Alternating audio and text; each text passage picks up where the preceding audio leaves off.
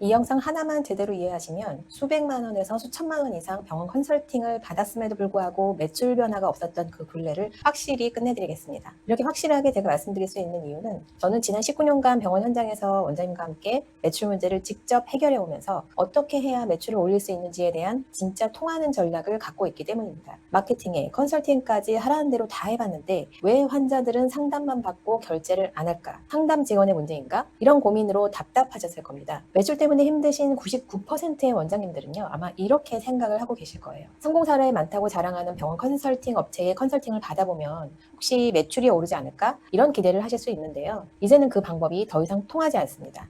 대부분 여기서 중요한 걸 놓치고 계시는데요. 오히려 병원 매출에 도움된다고 이것저것 다 해보는 게 병원 매출을 완전히 망치는 지름길이 되기도 합니다. 지금 영상을 보시면서 우리 병원 얘기 같다 이런 생각이 드신다면 이 영상은 1,000만 원이 넘는 고가의 병원 컨설팅 비용을 아껴드릴 수 있는 그런 영상입니다. 더 이상 피 같은 원장님의 돈을 안 쓰셔도 환자들이 자석처럼 끌려오는 핵심 비밀, 지금 바로 시작할게요.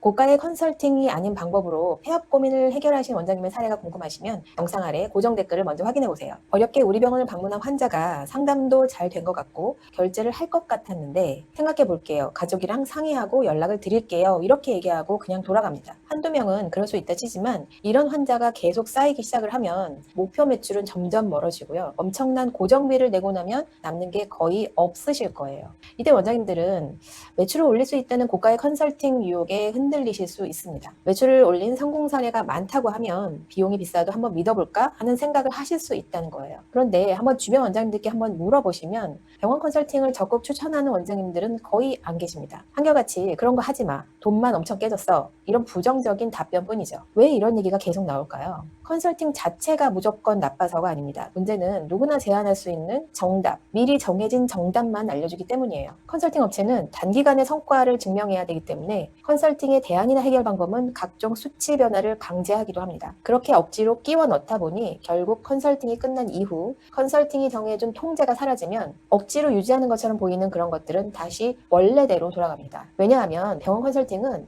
병원 내부 인력들에게는 자발적 동기가 아니었고요. 변화 자체가 비효율적인 것처럼 느껴지기 때문에 이러저러한 명분으로 컨설팅 이전 상태로 다시 돌아가려는 힘이 굉장히 강해집니다. 핵심은 지금부터 정해진 답에 우리 병원을 꾸겨 넣는 것이 아니에요. 병원마다 문제는 다 다른데 똑같은 해결 방법을 적용하려고 하니까 병원 컨설팅 효과가 없다는 얘기가 계속 나오는 겁니다.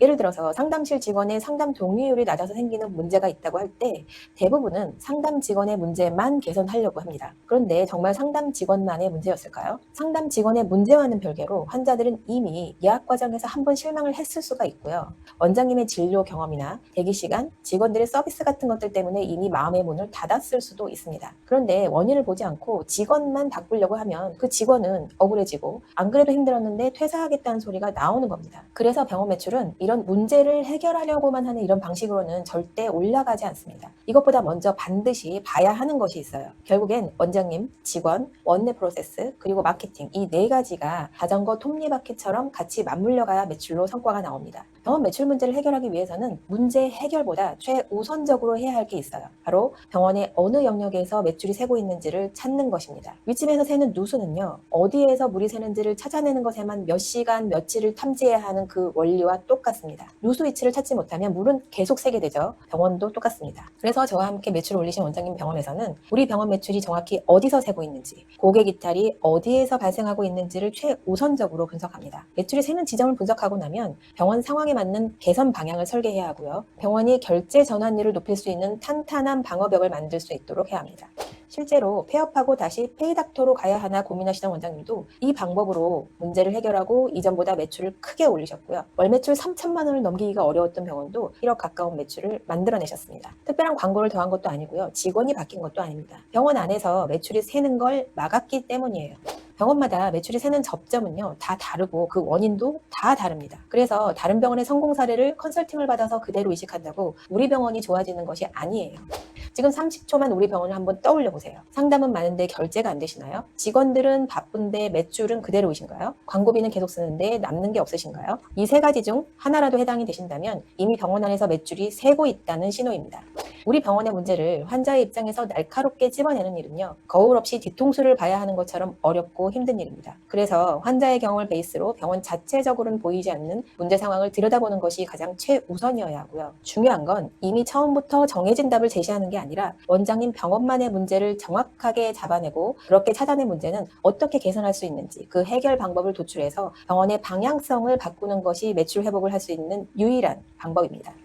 혹시 지금도 병원 컨설팅을 하면 정말 좋아질까 하고 고민하고 계신다면 계약서를 먼저 쓰시기 전에 우리 병원의 매출이 어디에서 새고 있는지부터 반드시 확인해 보셔야 합니다. 그 과정만 제대로 되면 고가의 병원 컨설팅 안 받으셔도 병원 안에서 개선할 수 있는 것들을 의외로 쉽게 찾아내실 수 있습니다.